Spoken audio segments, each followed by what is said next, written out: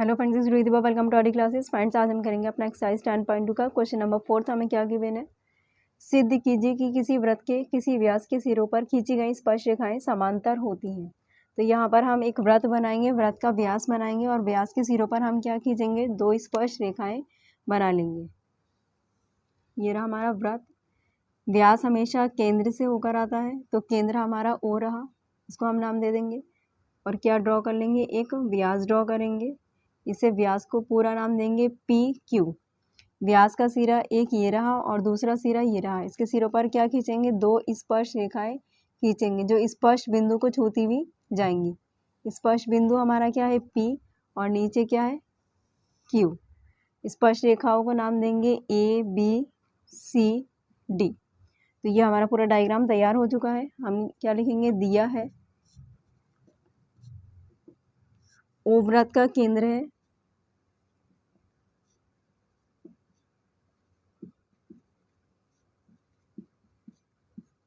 PQ व्यास के सिरों पर 2 स्पर्श रेखाएं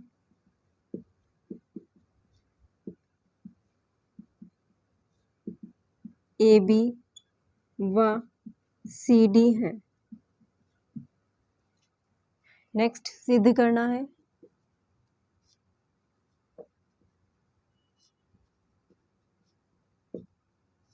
क्या सिद्ध करना है? AB समांतर है CD के, तो यहाँ पर हम लिखेंगे AB समांतर है CD के। ये हम प्रूफ कर कर लेकर आएंगे, सिद्ध करेंगे।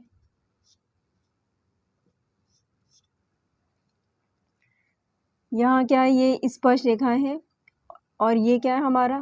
OP वृत्त की त्रिज्या है। तो स्पर्श रेखा और वृत्त की त्रिज्या के बीच में हमेशा क्या कोण बनता है हमारा? 90 डिग्री बनता है। ये क्या है? स्पर्श रेखा और ये वृत्त की त्रिज्या, दोनों के बीच में हमारा 90 बनेगा। वृत्त की त्रिज्या और स्पर्श रेखा के बीच में यहाँ पर भी हमारा क्या बन गया? समकोण बन गया। वृत्त की त्रिज्या और स्पर्श रेखा, इन सब के बीच में जो कोण बने हैं हमारे, वो समकोण ही बने हैं।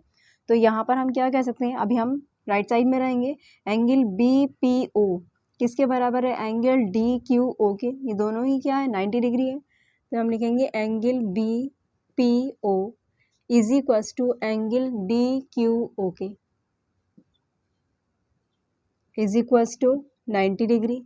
Next angle APO is equals to angle CQO is equals to 90 degree. वृत्त की त्रिज्या और स्पर्श रेखा के बीच का कोण है। अगर आप चाहें तो सामने कंडीशन भी लिख सकते हैं।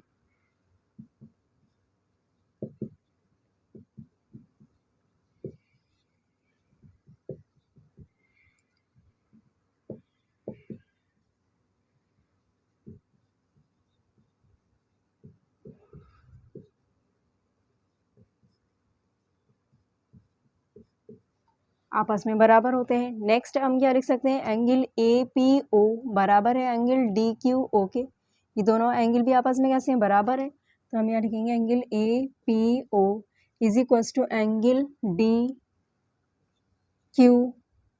के इज इक्वल्स टू, दोनों ही क्या है? समकोण है। लेकिन कौन सी कंडीशन से बराबर है? ये एकांतर कोण से। नेक्स्ट इसी तरीके से यहाँ पर भी लिखेंगे एंगल BPO बराबर है एंगल CQO के।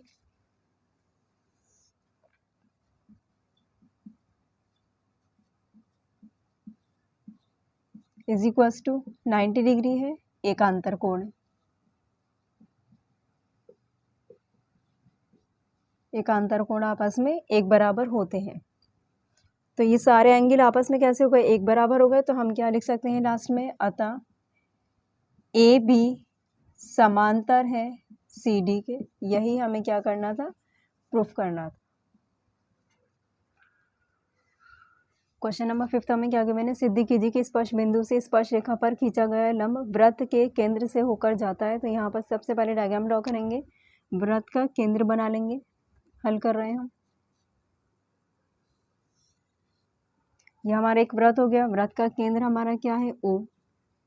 इन्होंने क्या कहा, सीधी खींची कि स्पर्श बिंदु से स्पर्श रेखा पर। तो यहाँ से हम क्या करेंगे, वृत्त का स्पर्श बिंदु बना लेंगे और इस पर एक स्पर्श रेखा ड्रॉ कर देंगे।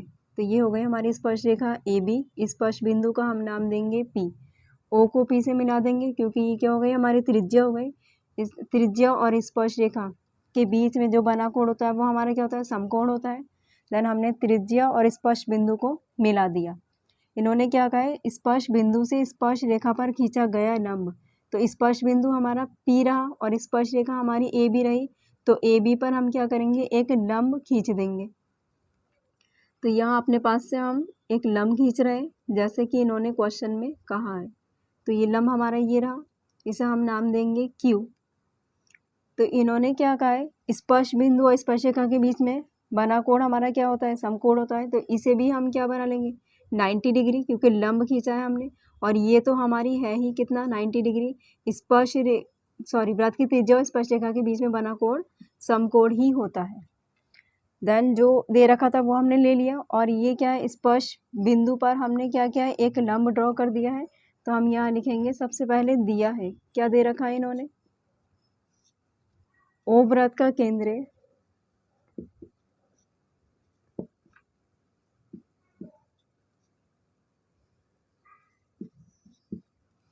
स्पर्श बिंदु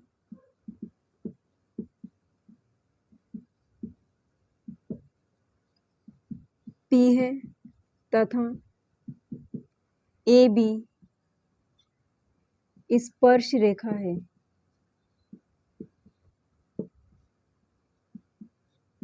इन्होंने ये हमें क्या किया है, दे रखा है। देन हमें प्रूफ क्या करना है कि स्पर्श रेखा पर खींचा गया लंब वृत्त के केंद्र से होकर जाता है। तो स्पर्श रेखा पर जो हमने लंब खींचा है वो हमारा क्या है, क्यू पी लंब है ए बी भुजा पर। यह हमें सिद्ध करना है। तो यहाँ पर हम क्या करेंगे, सिद्ध ही करेंगे, डायरेक्ट सिद्ध करना है, हम नहीं लिखेंगे। तो यहाँ हमने क्या ड्रॉ किया था, वृत्त की त्रिज्या और स्पर्श रेखा के बीच में बना कोण हमारा क्या होता है, समकोण होता है। तो हम क्या कहेंगे, ओ पी लंब है ए बी भुजा पर। ओ पी लंब है ए बी भुजा पर। यहाँ पर हम लिखेंगे वृत्त की त्रिज्या है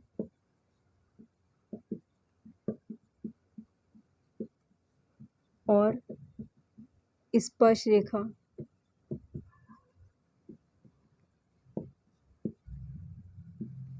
है। Then angle O P B is equals to 90 degree.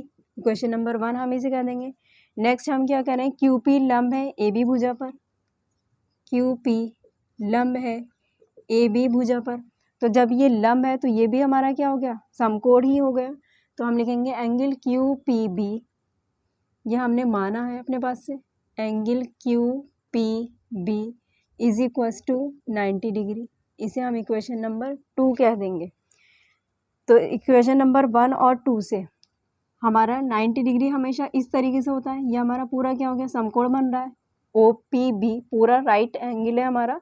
Next हमने क्या किया है, एक लंब ड्रॉ कर दिया है। तो हम क्या करें इसे, ये भी हमारा क्या है, समकोण है, जबकि एक्चुअल में ऐसा पॉसिबल नहीं है। ये तो अगर ये इस तरीके से लाइन जा रही है, स्ट्रेट लाइन होती तो ये समकोण होता है। स्ट्रेट लाइन नहीं है, ये आगे बढ़ चुकी है। इवन 90 से हमारा एंगल कम हो चुका है। तो हम क्या लिखेंगे कि इक्वेशन नंबर 1 और 2 से समीकरण 1 व 2 से हम क्या कह सकते हैं कि एंगल ओ पी बी, हमने क्या समझाया यहाँ पर कि समकोण नहीं है। एंगल ओ पी बी बड़ा है किससे, एंगल क्यू पी बी से। क्योंकि एंगल क्यू पी बी हम यहाँ पर समझा रहे हैं आपको क्या है कि ये एग्जैक्ट 90 नहीं है।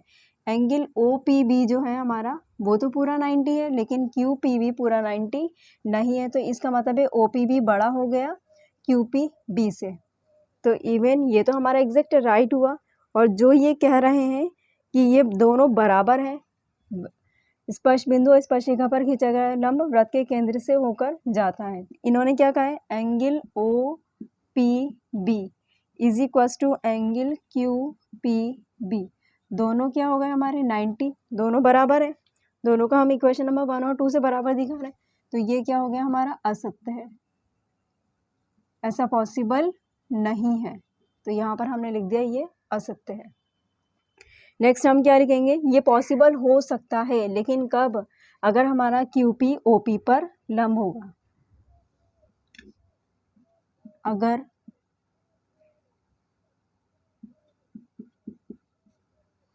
QP OP पर लंब होगा